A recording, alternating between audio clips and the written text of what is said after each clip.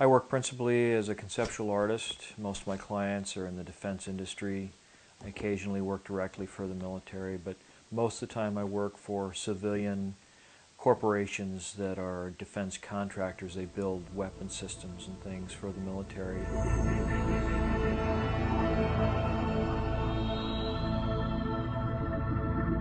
I worked for all the major defense contractors. I worked for General Dynamics, Lockheed, Northrop, McDonnell Douglas, Boeing, Rockwell International, Honeywell, Allied Signal Corporation.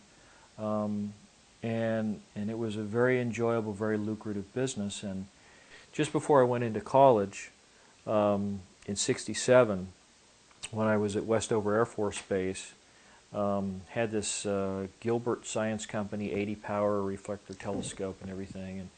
And one night before I was going to go to bed, took the dog out, to go to the bathroom and stuff. And it was in March or February of '67. And I saw this light moving across the sky, and then it just kind of stopped, and there wasn't any noise. So I took the dog back in the house, and I brought out my telescope, and I watched this thing through the telescope for about 10 minutes.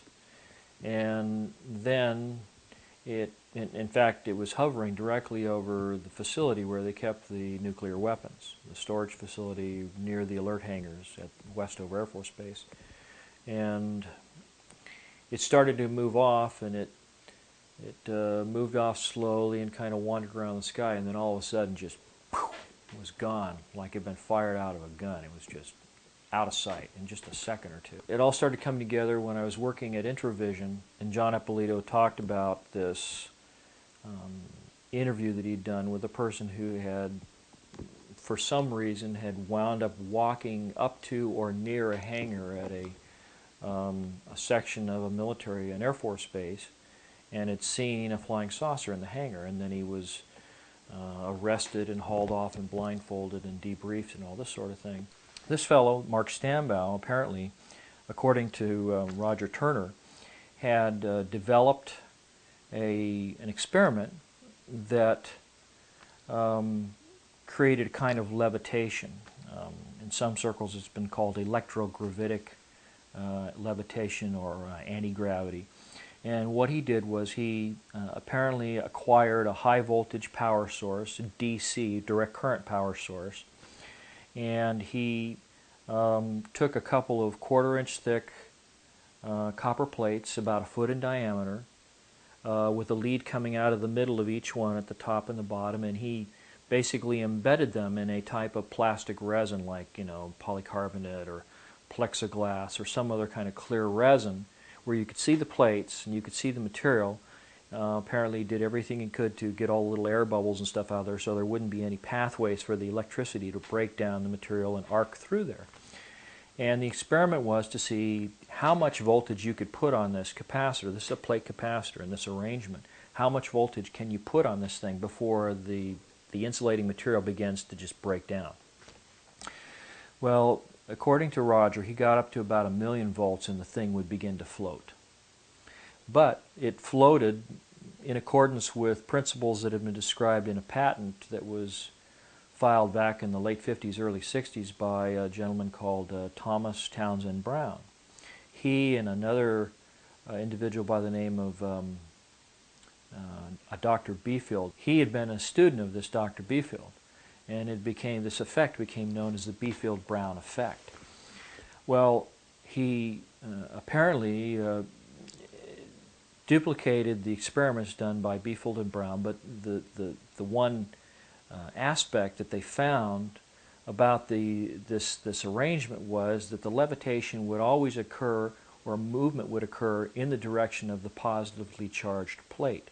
So if you had two plates, one's negative, one's positive because it's a direct current system.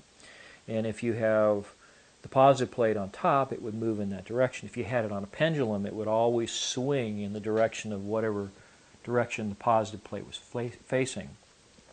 Befield-Brown had even done some experiments in the 50s where he had put a couple of these type of capacitors on like a little pivoting point. And these things would spin as you charge them. I got a call from a kid that I had known at Art Center, a fellow by the name of Brad Sorensen. And he apparently had seen the magazine, recognized my name, and contacted the art director, who gave him my phone number, and he called me up. And it turned out that he had gone to work for a design firm in the Glendale, Pasadena area of California. Ultimately wound up acquiring most of the clientele for this particular agency. In the process, had developed a sort of a business practice where he would create products, conceptual designs, and products for different clients. And the way he structured his business, he would set it up so that if he came up with some new and novel design, something that was patentable, the client would pay to have the patent secured, and then he would agree, if the patent was in his name, he would agree to license it exclusively to them and no one else, and then they would pay him royalties. So he got his clients to pay for all his patents, and then he had all these royalties coming in, and he was a millionaire before 30. And this is Brad Sorensen coming back to me, 8 years after school, and we're talking again. He's telling me all these interesting stories. And so there was an air show that was coming up out at Norton Air Force Base, which used to be an active Air Force base right on the eastern fringe of San Bernardino in Southern California. It's about 50 to 70 miles outside of Los Angeles, due east of Los Angeles, right along, or just north of Interstate 10. And I suggested that we get together and go to this air show, and I'd heard that they were going to have a flyby or a flying demonstration by the SR-71 Blackbird, and he seemed to know a lot about that, so I said, well, let's do that. Well, it turned out the last minute the magazine Popular Science came back again and said that they had some really, really crazy deadline for another illustration. They wanted to know if I could do it over the weekend, have it finished by the following Monday or Tuesday. So I had to beg off on this air show. But Brad had already made arrangements to go by himself, and he was going to meet me there, but he was going to bring one of his clients with him. And it turned out that this client was a tall, thin, white-haired man with glasses, with an Italian-sounding last name, and was already a millionaire in his own right. He was in civilian life again after having been either a Secretary of Defense or an Undersecretary of Defense. But Brad wanted me to meet this gentleman.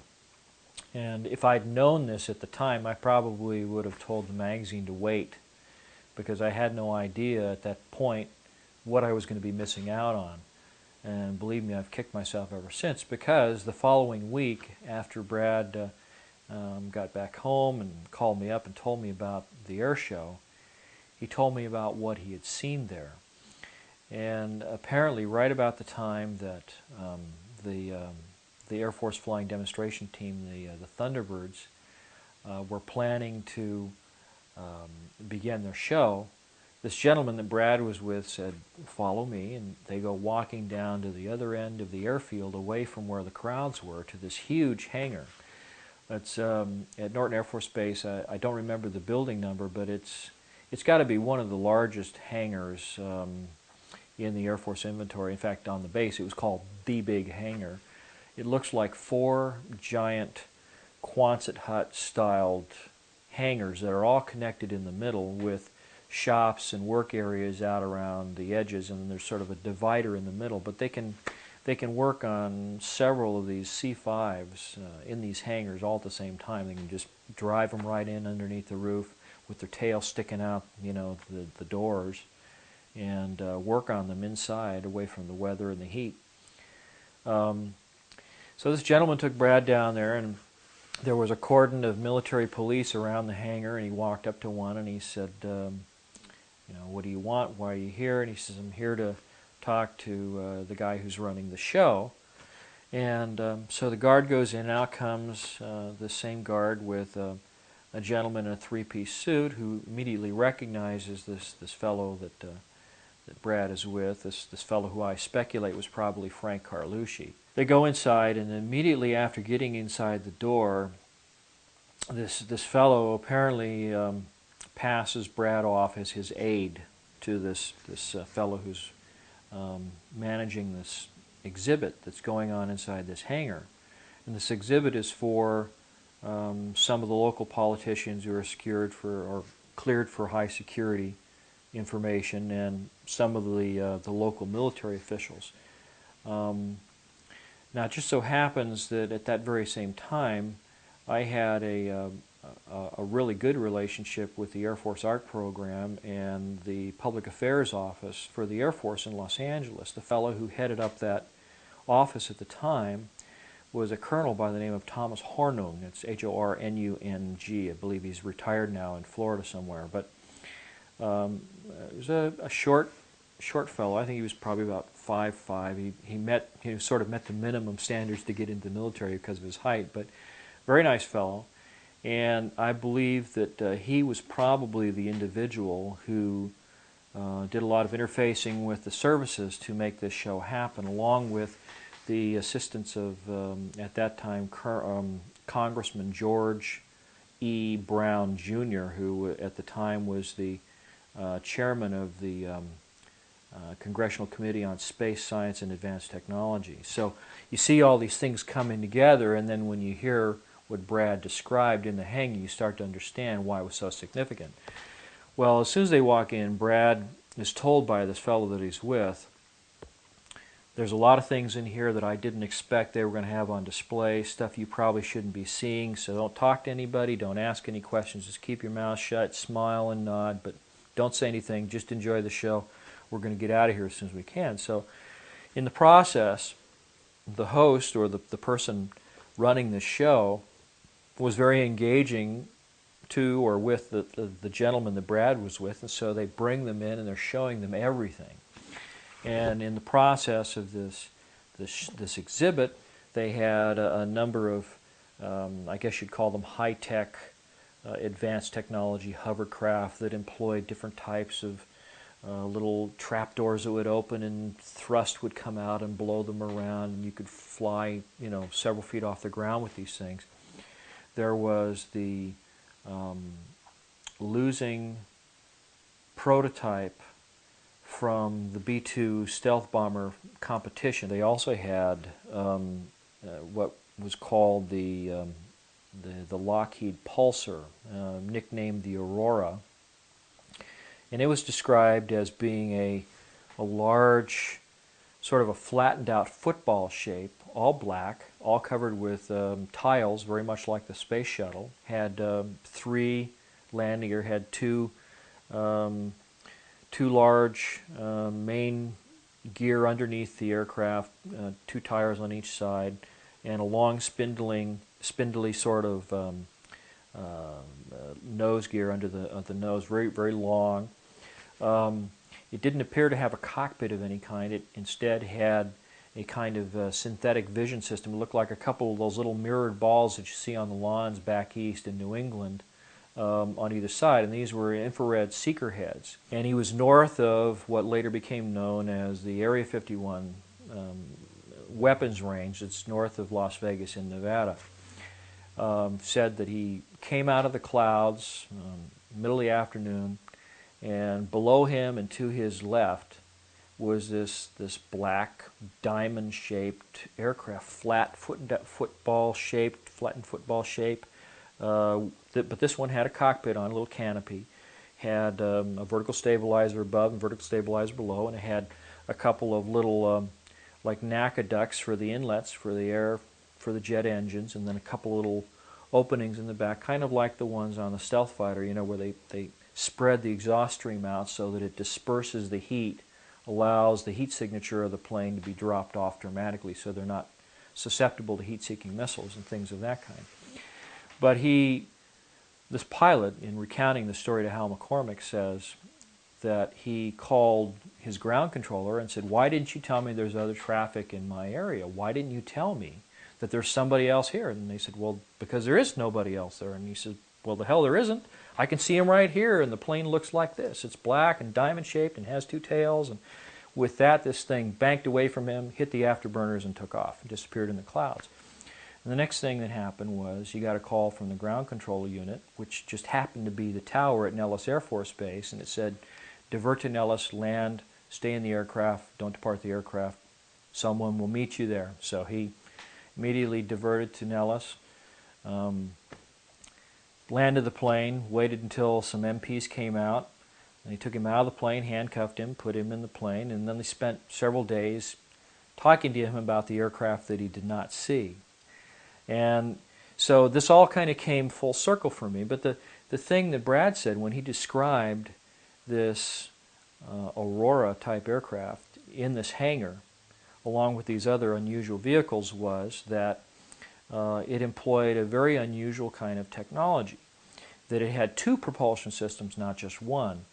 That there were engines inside the fuselage of the aircraft that had trap doors that would open up so that it could fly using these internal engines, and then when it would get up to, say, 2.5 or 3 times the speed of sound, where the air coming over the top of this aircraft is compressed and superheated and really, really hot, forming the shock wave coming off this aircraft, that they had a way of closing all of these exhaust chutes and these inlets for these I guess there were 4 engines inside the aircraft.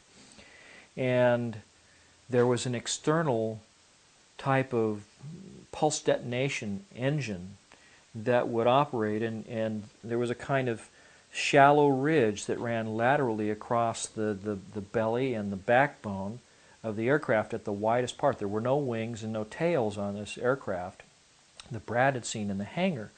But along this ridge were all these little tiny orifices, these little, looked like fuel injectors pointing outward into the airstream directly behind this ridge. I mean, if it flew this way, they would point towards the back. And the idea was that as a supersonic shock wave would form over the front of the aircraft and it would separate from the surface of the aircraft right where that little ridge was, they would spray fuel into the superheated, highly compressed air, and it would explode. It would spontaneously explode. And as it did so, it would expand between the tapered afterbody of the vehicle and the shock wave that came off those ridges, so it was like an exhaust cone turned inside out, and it would pinch the back end of the vehicle and shoot it forward at speeds of something like 10 or 15,000 miles an hour. Just incredible, faster than a rifle bullet, basically. And that was part of the reason the whole thing was covered with these ceramic tiles, is to protect it from melting when it's flying through the air. The other thing that he said about that aircraft was that it had these circular launch tubes in the belly of the vehicle, each of which carried a single cone-shaped nuclear-powered or conventionally loaded warhead in a reentry vehicle that could be guided into precision and individually guided to targets. And the way the system operated was just absolutely beautiful and elegant and simple. And they had a tile on the outside with explosive bolts holding it in place, and it was flush with the tiles on the belly of the vehicle. And up inside this tube was this cone-shaped reentry vehicle pointing nose down, possibly having a kind of a sabot or a 3-piece spacer in there that would hold it centered in the tube. And then directly above that and behind it was another circular tile, and then behind that was a big coiled spring. And what they would do is they would fire off the explosive bolts. The spring would push this reentry vehicle out of the tube. The sabot would fly away in pieces. The thing would stabilize in the airstream. If you ever want to see this, take a piece of paper and curl it up into a little cone, put a little, like a fishing weight in the nose, and toss it out the window of your car when you're doing 60 miles an hour. And it stabilizes just perfect, and then it'll fly away from the car. But that's how they would launch these things, and then the spring would slam this tile down into place, and instantly you'd have perfect aerodynamic efficiency again in just a fraction of a second. So you could spit these things out. The tiles, probably explode when the explosive bolts go off. The sabot was probably fiberglass, something that would be harmless coming back through the atmosphere, because they fly at extremely high altitudes. But these things had the ability to be just about anywhere in the world in 30 minutes after launch, with the capability of 121 nuclear, probably 10, 15 megaton weapons, a tactical type nuclear reentry vehicle. And then there was the question about how many of them were made. So this this aircraft has been seen on a number of occasions, particularly coming in and out of Beale Air Force Base, which is up near, I think it's Modesto, or actually I think it's northeast of Sacramento. And it used to be the big base for the SR-71 Blackbird, which eventually was sort of decommissioned. One day when I was talking with the people at Lockheed, particularly a gentleman by the name of Tom Keaton, who was working in their Calabasas division at that time. That's where all the meetings were in their facility in Calabasas, California. He said that they were developing this artwork as a new version of an existing aircraft. And he went on to describe this existing aircraft as being one that had two propulsion systems. He didn't describe what it looked like, but what he said was that they had had a recent problem with the operation of this first generation aircraft. He didn't call it, you know, the F-19 or the Aurora or anything, just said it had two propulsion systems. But he said that the pilot was going to land at a facility north of Nellis Air Force Base in the desert, that the weather apparently was bad. He was going to divert to Edwards, and then he had a problem transitioning from one kind of propulsion system to the other. Didn't specify what they were, but of course this all comes later when you hear what Brad had to say about what he saw in the hangar at Norton Air Force Base. So, but he said, this Thomas Keaton said, that the aircraft had to fly out over the Pacific, and because it was flying so fast, he had to make a big sweeping arc while he sorted out this problem, transitioning from one propulsion system to the other. And by the time he was ready to turn around with the corrections made and come back, he was over Hawaii, and it was only 15 minutes later. Well, it's 3,000 miles from the coast of California to Hawaii. 15 minutes, that means he was doing 12,000 miles an hour, at least, to make that distance in that amount of time. So obviously, you know, I mean, then there were all of these stories about what people thought were double sonic booms or earthquakes or something, that when you tracked all the seismic activity over Los Angeles, there was this perfect pathway going over Los Angeles that crossed, or basically made a connect the dots kind of illustration between the Pacific Ocean, Los Angeles, Edwards Air Force Base, a facility that Lockheed had near Bakersfield, which I can't recall the name of now, and then of course the Area 51 facilities north of Nellis Air Force Base. So it was like they had three options of where they could land: Edwards, this other interim facility that Lockheed had, and then Area 51. So getting back to Brad's story at Norton Air Force Base, one of the other things that he said was that after they showed them all of this aircraft and all these little hovercraft and the flying wing and all this thing, he said they had a big black curtain that divided the hangar into two different areas, and that behind these curtains was another big area, and inside this area they had you know, all the lights turned off, and they go in, they turn the lights on, and here are three flying saucers floating off the floor. No cables suspended from the ceiling holding them up, no landing gear underneath, just floating, hovering above the floor.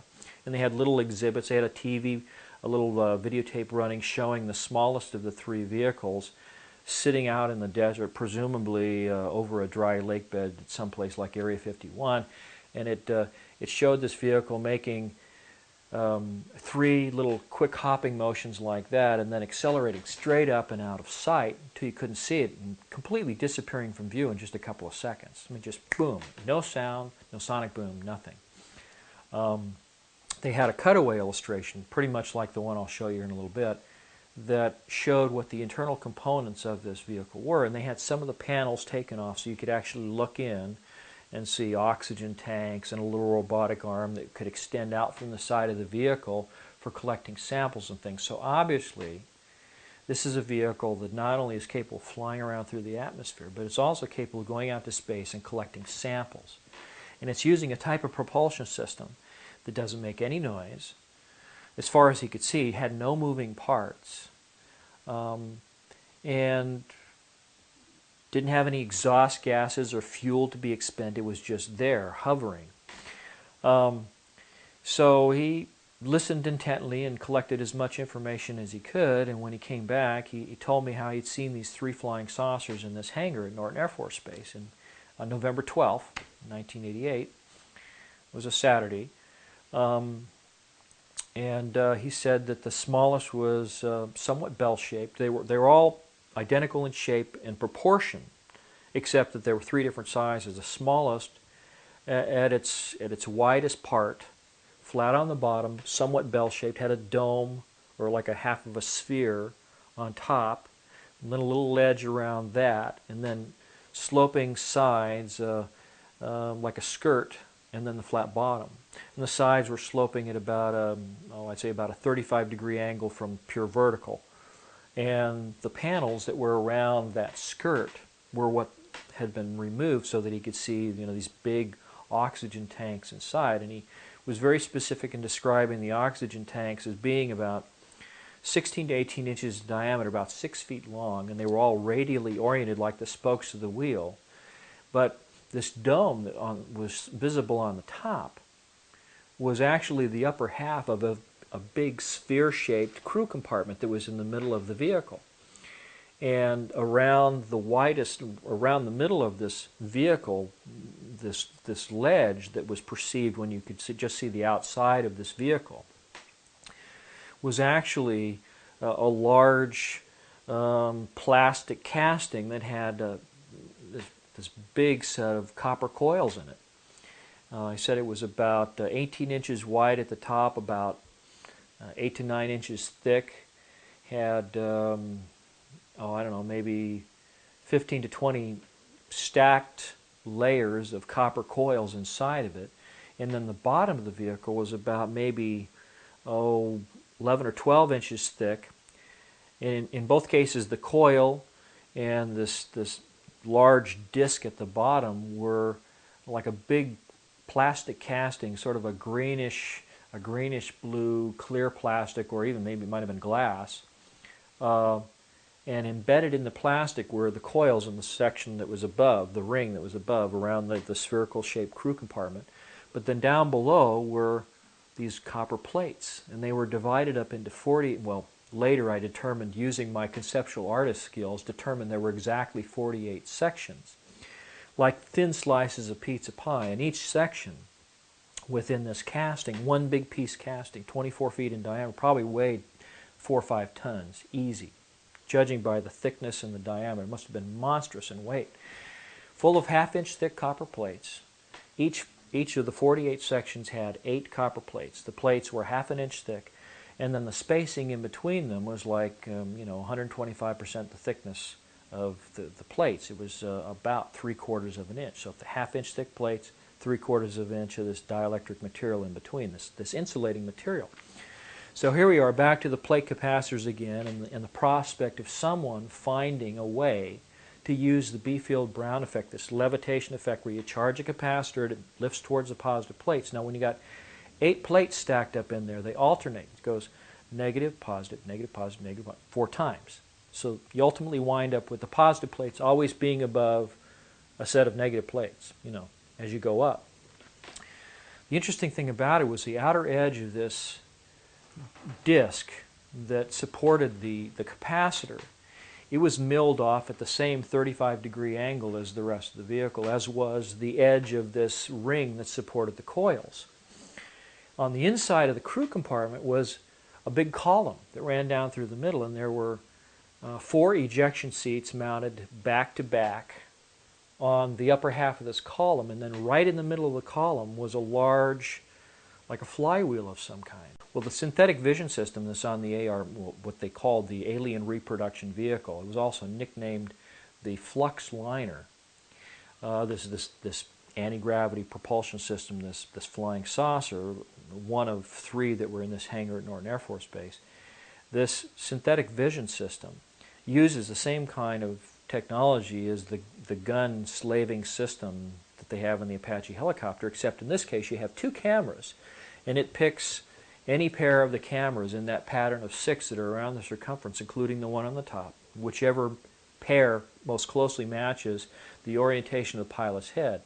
So if he wants to look behind him, he can pick a view in that direction. The cameras slew in pairs, and he has a little screen in front of his helmet, and it gives him an alternating view. He has like a little set of glasses that he wears, and in fact, you can actually buy a 3D viewing system for your video camera now that does this same thing. And what it does is it uses a beam splitter, which sends part of light one way and then part of it at a right angle and offsets it by about 6 inches.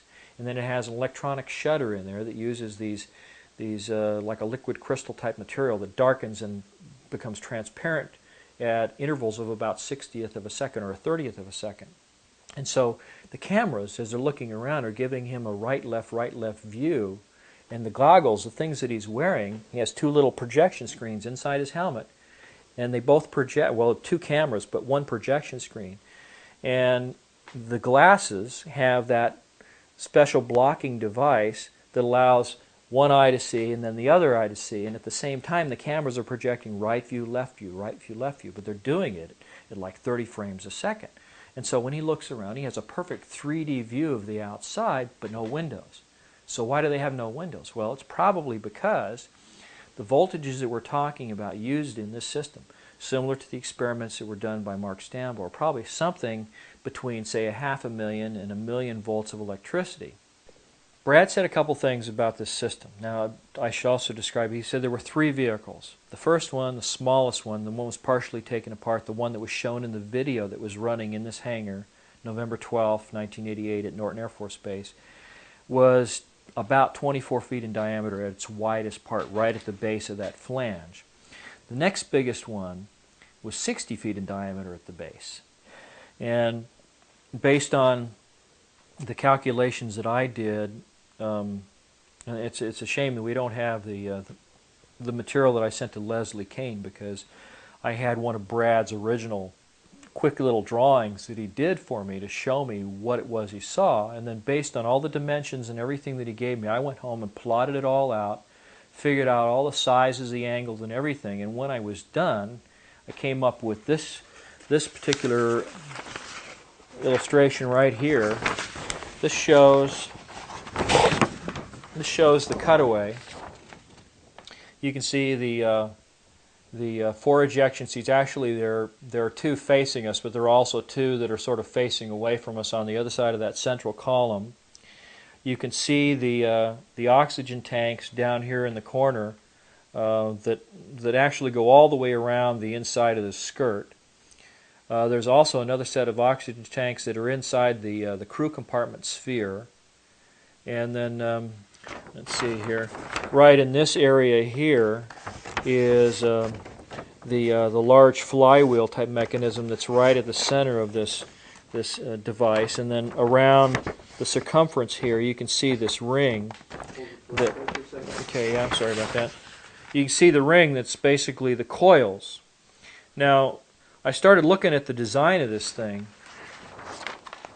and it occurred to me that what I was looking at there was a huge Tesla coil, which is kind of like an open-air transformer. You take a large diameter coil with a few heavy, large diameter windings of copper coil. It's like a big, like a donut-shaped coil, or a toroidal coil is what it's called, a toroid, like a donut. And you, say, have maybe 100 windings in this coil, and then in the middle of that coil you have a column with several hundred windings, maybe a much finer wire. But what happens is when you throw electricity on this large diameter coil, it creates a field, and the field is itself shaped like a big invisible donut. And the field lines in this toroidal or donut-shaped field that's around the electrified coils, the field lines are all in planes that are radially oriented, just like the capacitors. And so what happens is you have a transformer. You put a certain amount of electricity on the few windings in the large diameter coil, and what they do is they induce, through inductance is the electrical term, they induce a much higher voltage of electricity on these many, many windings that are on that central column. It's like a transformer. You get step up or step down, which means you can go from, say, a low voltage with a very high amperage or amount of electricity flowing through the wires, and you can change that to a very high voltage with low amperage or a low amount of actual voltage, but the potential, the punch behind it, the voltage, is much, much higher. And that's what this system does, is it takes electricity, according to Brad, two large 24-volt marine-style batteries, these deep charge type marine batteries that they use on, you know, these big boats in the military and stuff. You basically use that to somehow put an alternating current through these windings. You step up that electricity through the secondary coil that's on the column in the middle. You get this extremely high voltage. You can selectively put the voltage on any of these 48 capacitor sections. Well, why would you want to do that? I mean, if you're using just a normal Tesla coil, you usually only have maybe one or two capacitors in the whole system. But you're talking about a different type of capacitor here. You're talking about capacitors that are made up of plates. Plates that are shaped like long, thin triangles. And they're all radially oriented, just like the spokes of the wheel, just like the oxygen tanks, just like the field lines from that large diameter coil. So you begin to realize as you look at this system, if you're an electrician or you just somebody who knows a little bit about Tesla coils and the way that they're set up, you begin to realize that the orientation of the components is really the key to making the system work. Why so many different capacitor sections? Well, okay, if you just have one big disc like Mark Stambaugh did with his experiment at the University of Tucson, which, by the way, was confiscated by men claiming to be from the government that were claiming privilege under the National Security Act. They took all this stuff, interviewed all of the people that saw the experiments, told everybody to keep their mouth shut and not talk about it. But I heard about it from his roommate who knew what had happened. But in that case, you just get levitation, but you don't get any control. You have this thing floating around, and it's just sort of floating on, you know, whatever this field is that it's producing. But you don't have any control. So what happens? You break that disc up into 48 individual sections, and then you can decide how much electricity you want to put on this side or over there on that side. And so you control the amount of electricity, the amount of thrust and vectoring that you get. You can make the thing roll around like a coin about to come to stop after you flick it onto a desk. You can make it go straight up. You can make it bank and turn, yaw, pitch, whatever you want to, by virtue of the fact that you can control where the electricity goes in those 48 different sections. And if you ever take a circle and you divide it up into 48 equal sections, you'll find that those are really thin little slices. I mean, they're like maybe 1/10 or 1/12 of the kind of typical wedge you get when somebody slices you a piece of pie, a pizza, you know, or something. But anyway, so you have this capacitor, or these 48 individual capacitors, and you have one big Tesla coil. So you've got to have some kind of a rotating spark gap, just like the distributor in your car, that sends the electricity out to each of those sections, and then you have to have some way of controlling how much electricity goes to each one. So, but the system explains itself in a way, because you've got four pairs of plates, you know, 4 sets of one positive, one negative, times 48 sections. So what do? You have your spark gap set up so that if you want to have only a little bit of electricity on this one particular capacitor module, you only charge 2 of the plates in the stack. You want a little bit more on the one next to it, you charge 4. You want a watt, you charge 6. And if you want the maximum thrust from that one particular module, you charge all 8. So that's how they can control it subtly. They can get it to do whatever they want to. Now, Brad, when he described the control system, said that on the one side there was this big high voltage, what they call a potentiometer. It's like a rheostat, like a big controller. It allows you to put progressively more electricity through the system as you push the lever. Now, on the other side of the control system, there was a sort of a metallic bar that came up like a stork's neck, and at the top of it, or right at the very tip of it, was a sort of metallic-looking ball. Well, attached to that ball was a kind of a bowl that seemed to just hang off the bottom of that ball, just almost like it was magnetically attached to it. And he said that the system, when you watched it as you were standing next to it, he said the whole thing would just sit there and it would kind of rock and list, almost like a large ship at anchor in the ocean, at a harbor, floating on the water, literally on a sea of energy. As I think it was,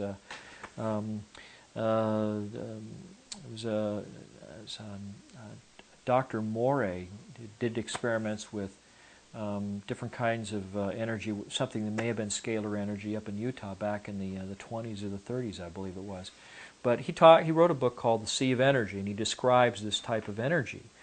And Brad said that when this thing was moving around, that the system wasn't energized to its full strength, and so components inside of the ship were still subject to some influence by gravity. And he says as it would start to list in one direction, that bowl, because of the influence of gravity, would swing in the same direction. As it started to tilt, it would slide over, and it would power up the system on that side, and it would bring it back to a righted position all by itself, completely unmanned. It would sit there and it would correct itself just while it was sitting there.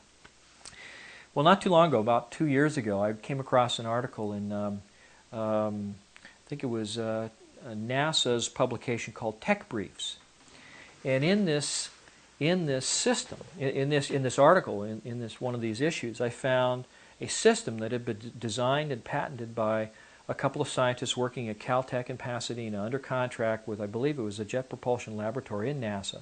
And they had developed a whole computerized network of sensors and systems and computers that was all linked fiber optically.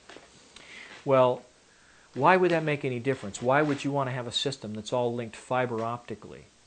And the reason is that if you find a way to control gravity and maybe reduce the mass of a vehicle, the very thing that makes it float, if you find a way to reduce the mass of the vehicle and propel it at ungodly speeds, like in the video where Brad said it hopped 3 times and then pew, took off like a shot, if you're able to do that, then what are the other side benefits of that? If you've somehow found a way of tapping into this scalar field, this zero-point energy.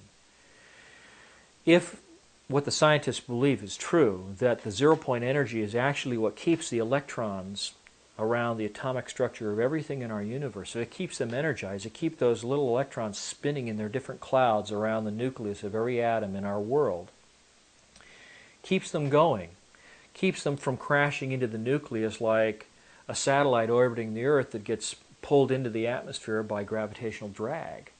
Well, if you have a way of interfering with that interaction, that absorption of zero-point energy by those electrons, then they begin to slow down.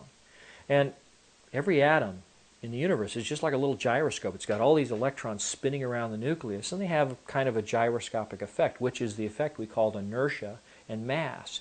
You have one nucleus with a proton and neutron and one electron, hydrogen, spinning around like that. No, not very much mass, not too much inertia.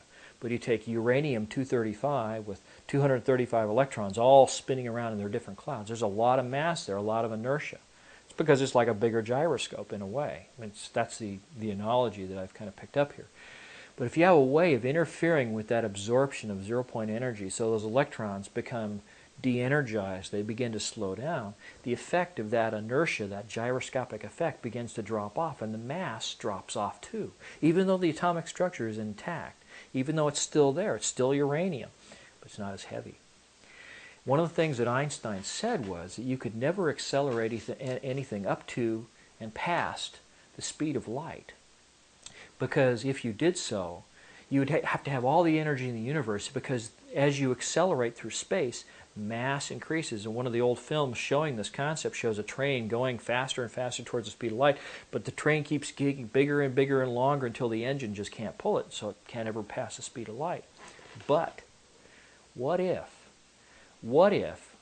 you have a system, a device, that absorbs that zero-point energy and prevents it from interacting with the atomic structure of your vehicle, and at the same time is providing additional power to the capacitor section, this whole electrical system that's going on in the vehicle that's running.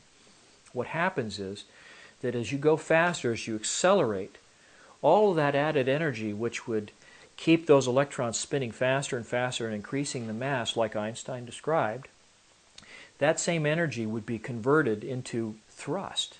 But it's not allowed, it's not being channeled in a way that allows it to interact with the atomic structure of the vehicle and make it get heavier and more massive, have more inertia. So the faster you go, literally, the faster you are able to go, because you're tapping all that energy which would otherwise increase your mass, just like Einstein said. So in effect, the faster you go, the easier it becomes to go up to and exceed the speed of light. Now, Brad said that in this exhibit at Norton Air Force Base that a 3-star general said that these vehicles were capable of doing light speed or better. Oh, by the way, and the largest of 3 vehicles was about 120 to 130 feet in diameter. I mean, that's massive when you think about it. It's just huge. There's a scientist in Utah by the name of E.B.E. King. He's written a book called Tapping the Zero-Point Energy, and what he maintains is that this energy is embedded in space-time all around us. It's in everything we see. I think it was, I don't know, was it James Clerk Maxwell speculated that there's enough of this flux, this electrical charge in the nothingness of space, that if you could capture all the energy that was embedded in just a cubic yard of space, that you'd have enough energy to boil the oceans of the entire world. That's how much energy is sitting there waiting to be tapped. Now, one of the things that E.B.E. King said was that the best way to tap that energy is by driving it out of equilibrium. It's just like a bunch of cigarette smoke in a box.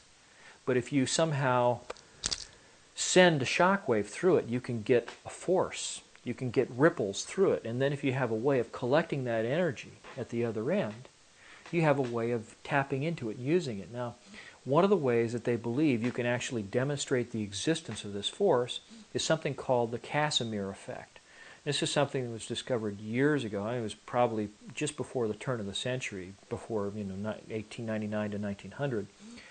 And it was described as an experiment where a scientist took a couple of heavy steel plates, suspended them on tracks with the faces parallel.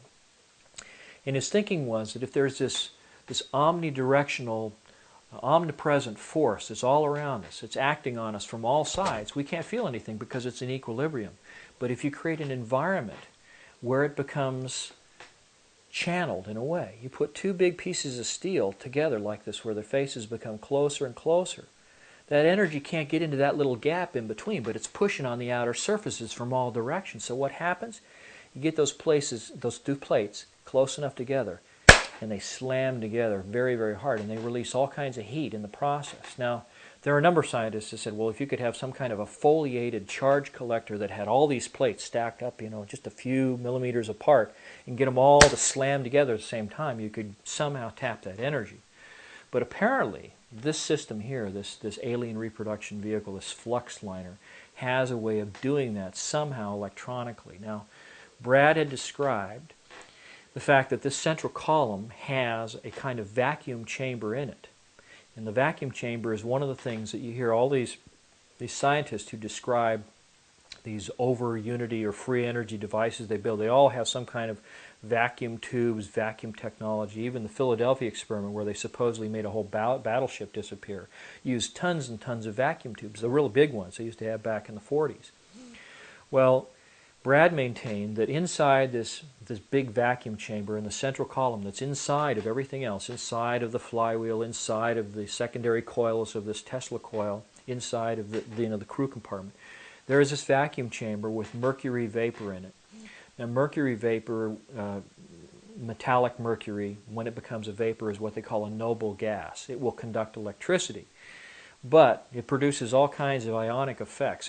These little molecules of mercury become charged in unusual ways, and if you fire a tremendous amount of electricity through mercury vapor that's in a partial vacuum, there's something special, something unusual that happens in that process.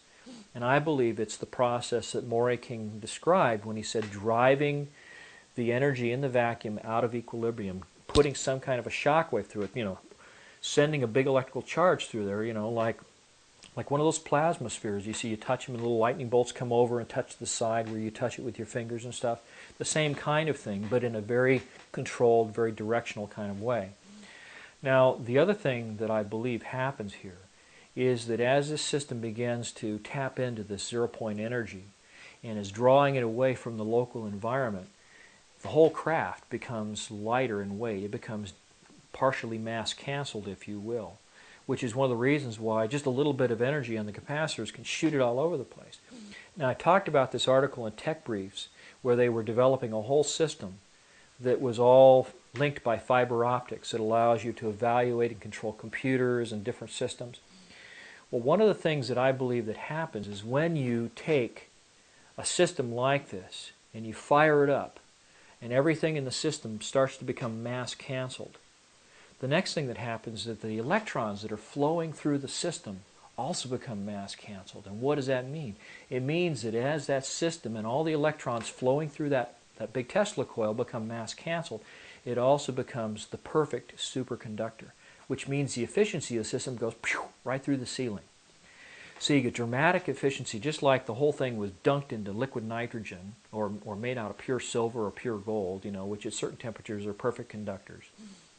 You have all these fields being induced, and one of the things that happens is that because these fields around that main coil they have the field lines that are radially oriented, just like the capacitors in the bottom of the craft. I believe that what happens is you wind up on a very microscopic scale, you wind up with the same thing that you have in that little toy I described earlier, the Newton's cradle, where the little ball bearings go back and forth, except in this case, you've got all this electrical potential, all these electrons that are sitting in the capacitor sections. And those electrons are all lining up on the field lines. They're just like a bunch of soldiers standing there getting ready to march off to war. They're all in single file lines, and every time you hit those capacitors and the electrons with a pulse of electricity from the Tesla coil, you create longitudinal waves, the same scalar waves that we talked about way back in the beginning. And I believe that what you do there is you're creating an effect, like a barrier in a way, that prevents this zero-point flux from interacting with the atomic structure of the vehicle.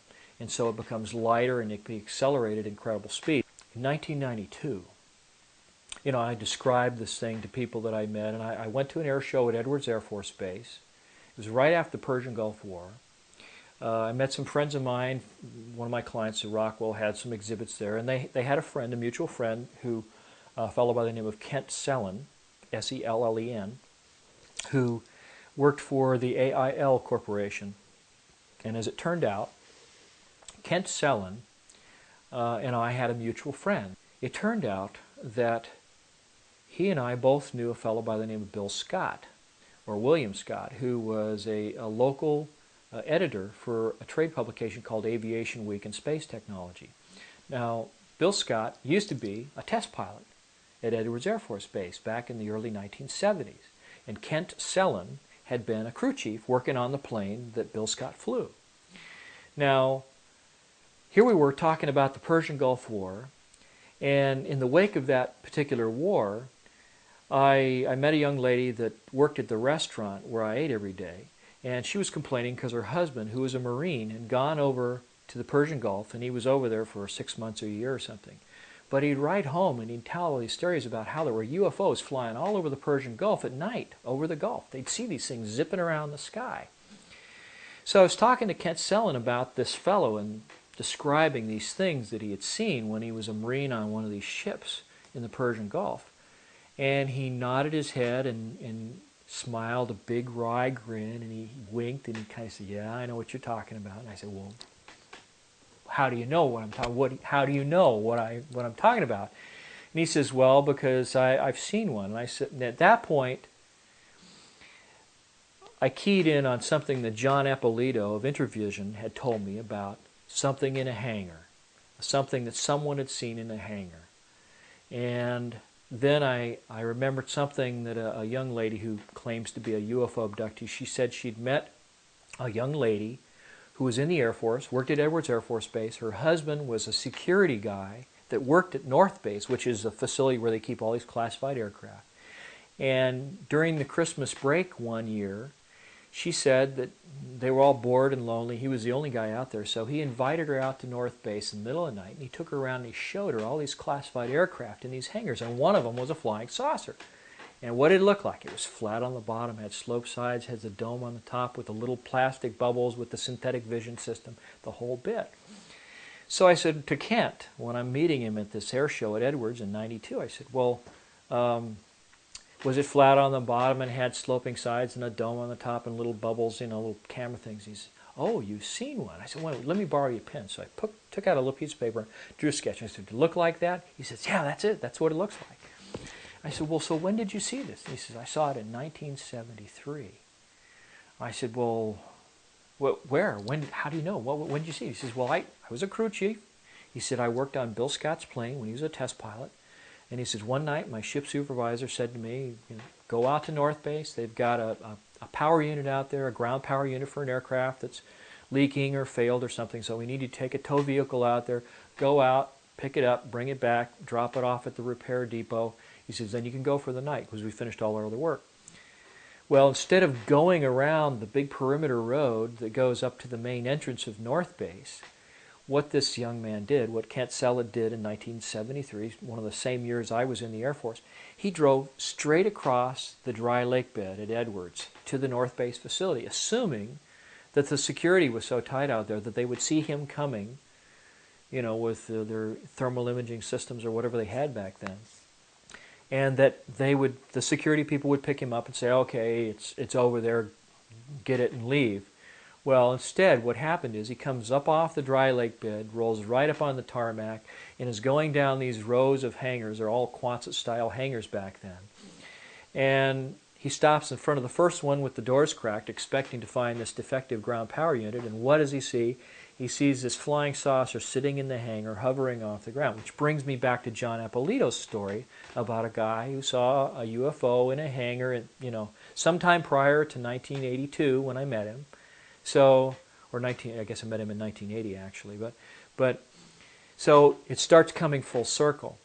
So I said, well, what happened? He says, well, this thing, was flat on the bottom, sloping sides, had little cameras in these little plastic domes all over, and there was a door on the side. And he says, I wasn't there for 15 seconds, and I heard footsteps running up to me. Before I could even turn around and look, he says, there was a machine gun barrel at my throat, another one over here, and he says, a gruff voice says, close your eyes and get on the ground, or we're going to blow your head off. So they put a hood over his head, blindfolded him, hauled him off, and they spent 18 hours debriefing him. And while they did, they told him things about this vehicle that my buddy Brad didn't even know, just from what he could see, standing in that exhibit with his eyes closed, with his eyes open, not saying anything. Well, Kent Sellen tells me that the upper and the lower sections of the crew compartment, they're made out of what's called a pultruded sphere. It means that you take a composite material like Kevlar or fiberglass or carbon thread, and you embed it with resin, and then you wrap it around a ball-shaped mandrel while it's still wet. And all these fibers bind together into a huge, incredibly strong sphere, probably stronger than steel, and capable of, holding up to, machine gun fire. Everything won't go through it because it's just like a big piece of armor plating. But at the same time, they set it up so the top and the bottom halves can be split. And they mold a little flange all the way around on each of those. And that flange is what holds the primary windings of the Tesla coil together. Now, he said that one of the things that they designed into the system was that if the pilots of this thing were at high altitude and they had to eject, there's all this ionized air around the craft that could fry these pilots when they went to eject, so they couldn't just pop out of there. He said that they had a series of explosive bolts around the upper and the lower halves of the sphere, and when it came time to eject, the whole top of the sphere would come off and it would pull the outer sheath of that central column along with the ejection seats right out of the vehicle, and it would offer a protective shield around them as they were going up, because the flywheel is right underneath their feet. It's this big 9-foot diameter flywheel in the smallest version of the craft. So it'd come off. And of course, the charge would start to dissipate as this thing flew away. And I even speculated that in some sense, this bowl-shaped upper section of the crew compartment that they're sitting inside of could even act as a rudimentary re-entry shield if they were coming back down through the atmosphere. But Brad had said that all the components in the system were all off-the-shelf components. things that you could find, right in the inventory. But they have their own oxygen supply, and he says they eject once they get below 15,000 feet, and the individual seats come down off this central column on a set of rails, just like little railroad cars. They come off one by one, and the parachutes come out, and away they go. I looked at all this information that I got from Brad. I saw, realized there's a mechanical arm that can extend out from these little trap doors that open up on the side of the vehicle. It's obvious that these things are capable of space travel. And then I remembered something that he even denies telling me now, but 10, 15 years ago when I was first talking to Tom Bearden, one of the first things that he ever told me when I was talking about scalar effects and what it was and what it does and how does it work and are the Soviets weaponizing this technology, all these things that he was speculating about, one of the things that he said, just off the top of his head, probably didn't even realize the significance of it at the time, and he since has denied saying it. One of the things that he said was, have you ever wondered why the NASA budget has been cut back so severely? Well, it's because they've got all this other technology that is so much better, so much faster. I mean, light speed or better, come on. So much better than rocket-propelled spaceships that take months, sometimes years, to get to the outer reaches of the solar system. Why would you put millions and millions of dollars in, a public works program for scientists? Why invest all that money when you have this system, classified system that's used exclusively probably by the National Security Agency, the CIA, or Air Force intelligence or something, but it'll go anywhere in the solar system in hours compared to months or years. Why spend all that money on NASA when you've got something that'll go there right now? Right now. So when people speculate that there may be a manned base on the backside of the moon or there might be bases on Mars, I can tell you that I am almost positive that that's true. In fact, I am positive that it's true. He says, I work at the B-2 bomber facility out at Plant 42 in Palmdale in Lancaster. And so I've had a tour of that through the Air Force Public Affairs Office. I got a tour of that whole facility. I know right where that is. I've been there. He says, well, then you also probably know that catty corner across from the big production facility for the B-2 bomber, down at the southwest corner of the field is the Lockheed Skunk Works, that huge complex down there. I said, yeah, I know exactly where that is.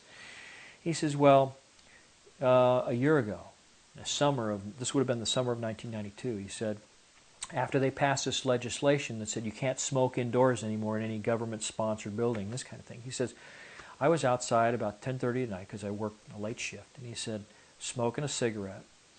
And he said, I noticed that the sheriff's deputies were blocking off all of the streets surrounding Plant 42. And when they do that, and I've since confirmed that they do that because I got a ticket coming out of that same facility doing some work for Rockwell a year and a half later.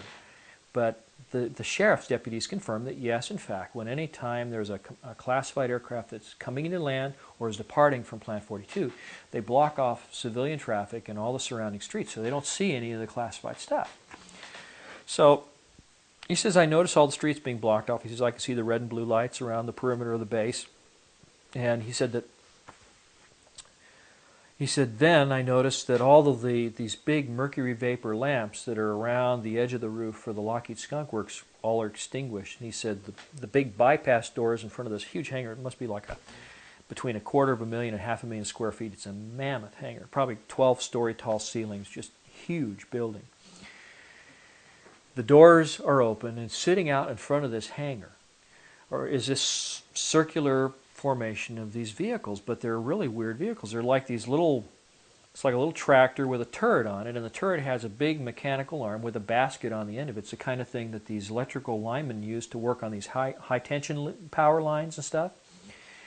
But the baskets are all up in the air, and strung from each one of them in this big circle is this big black curtain that comes down, and there's sort of a rope that ties them all together, and they're in a circle. And he said that that particular night was a very smoggy summer evening in 1992, and he said in Palmdale it gets so smoggy up there that the city lights make the sky glow a sort of a dull orange. And he said, I looked up above this circle of vehicle, and up above them at about 500 feet was this big black lens-shaped flying saucer just sitting there above the vehicles. And out of the midst of this group of vehicles, a man comes out with a big blue-green handheld flashlight, shines it up the vehicle, flashes it 3 times. He said there are 3 blue-green lights underneath the vehicle, and they flash at him 3 times. And then this thing lowers down into this cluster of vehicles. The arms all extend out over the center, cover it all up, and then they all trundle into the hangar. The doors close, the lights come on, the sheriffs leave. Well, he said he smoked a lot of cigarettes for the next week after that, waiting to see something else. And a week later, his patience was rewarded. And he said that the whole process reversed itself. He says the lights go out, the doors open, this cluster of vehicles come out, the arms all stand up like this. And he said after a while, he said this thing silently raises up to about 500 feet above the vehicles. The guy comes out with the flashlight, flashes 3 times, it flashes its lights at him 3 times. And then, he said, this thing took off, covered the entire length of the runway, which is right next to the B-2 facility, went past him and disappeared into the dark in under 2 seconds. And he did it, this vehicle did it without any noise, without any supersonic shock wave, no sonic boom, nothing, just pew, like it had been fired from a cannon. He says, it changed my life. He said, it changed my whole perspective, because he says, then I says, I know they got anti-gravity. He says they got massless propulsion. He says they've got technology that they might have even gotten recovered from some kind of a spacecraft that came from God knows where, some other star system. But he says the fact is they've got it. We go to the patent office and we start looking for patents.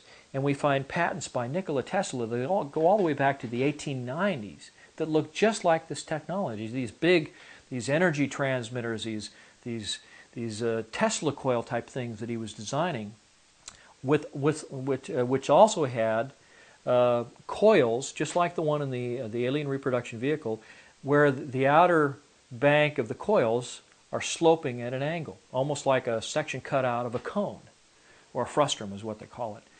Then we find a diagram, and this is one of the things that I sent to Leslie Kean that I wish we had here now, but there was a patent, and the patent was filed by a James King Jr., and this patent looks just like the system, except that instead of having a dome for a crew compartment, it has a cylinder in the center of that thing, that same shape, the flat bottom, the sloping sides, has the coils around the circumference, has the capacitor plates that are all radially oriented.